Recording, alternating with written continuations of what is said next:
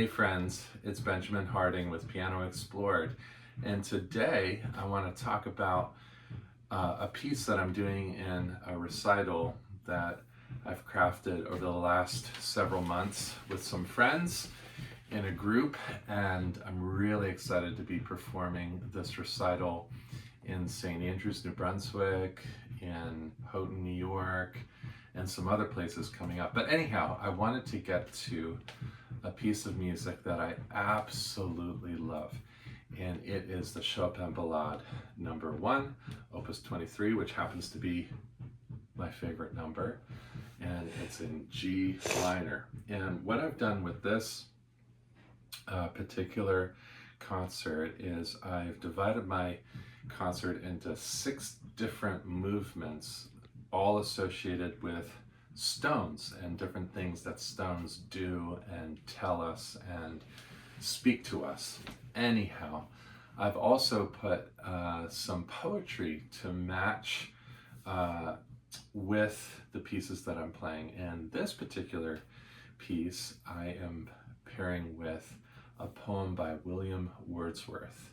It's so fun because in this group that I was a part of in creating When Stones Begin to Speak, I thought of how to communicate real meaning from the piece, not just musical meaning or technical kind of craftsmanship, but real meaning. Like, what does this piece actually mean in terms of emotion, in terms of psychology, in terms of ideas, and what it means to be a human being? That's ultimately what I want to kind of get to.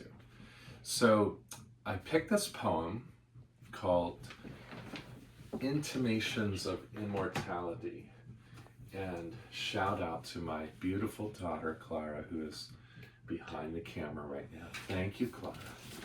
And you can come a little closer if you want to. Okay, so yeah, this is an old book, and I've got Father's Day cards in here, Clara, from you, actually. Look at that. Okay, anyway, so this is Ode, Intimations of Immortality from Recollections of Early Childhood. And this is such a beautiful poem, and what it does is it communicates memory of something that this poet longs for. And he's basically lamenting the loss of innocence and wonder as he's gotten older. So let me just read a couple of lines of this poem, and Clara, you can probably go over that way, and I'll read it to you, my dear audience and my dear daughter. Okay. There was a time when meadow, grove, and stream, the earth and every common sight, to me did seem apparelled in celestial light. The glory and the freshness of a dream, it is not now as it hath been of yore. Turn where'erso I may, by night or day, the things which I have seen, I now can see no more.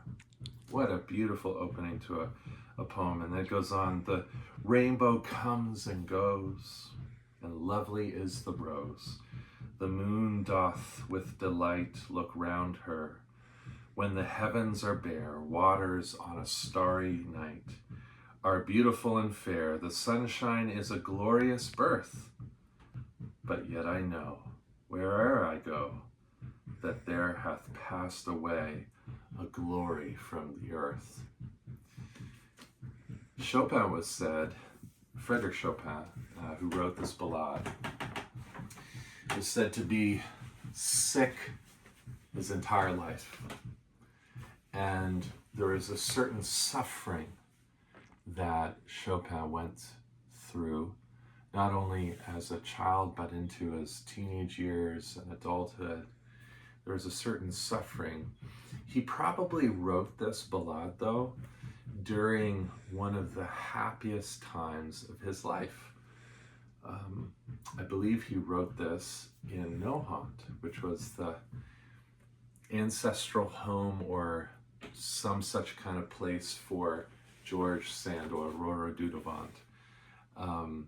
And Chopin spent some time there writing the Chopin Ballade number 1, or it's not called the Chopin Ballade, it was written by Ballade. No, it's written by Chopin, not Ballade. Clara, I'm not going to edit this out. Come on over here. And I want to show you what I mean in terms of longing for memory. And even though Chopin was happy, just listen to this opening theme of this ballade, and I think you'll get sort of this longing for wonder, longing for what he saw as an enchanted world, as Wordsworth saw as an enchanted world when he was younger.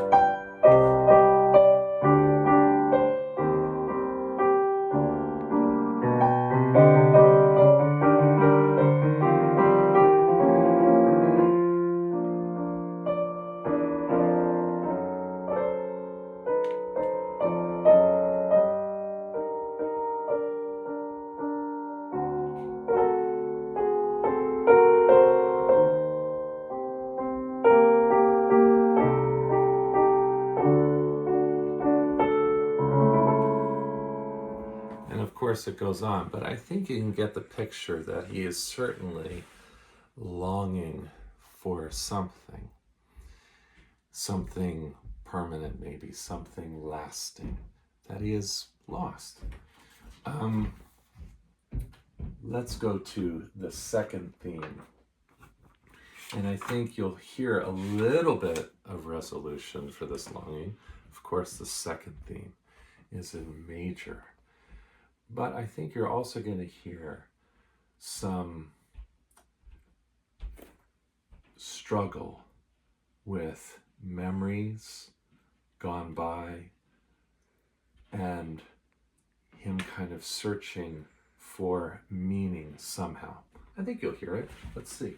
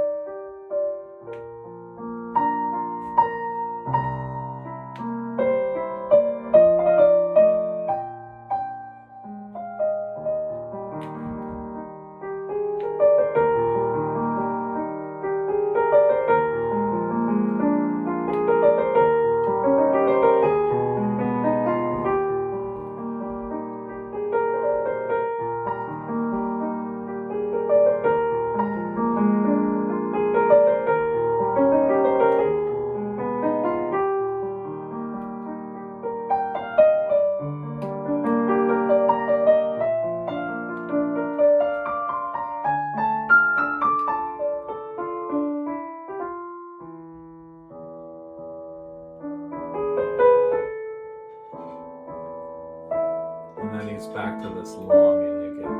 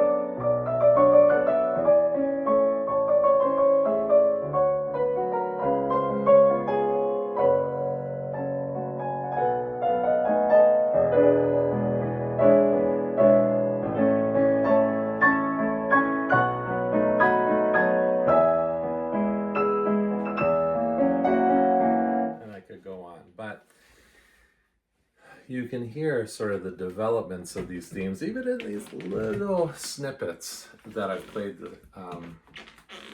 What time is it? It's in the evening, I guess. Here we're about ready to get into evening practicing, but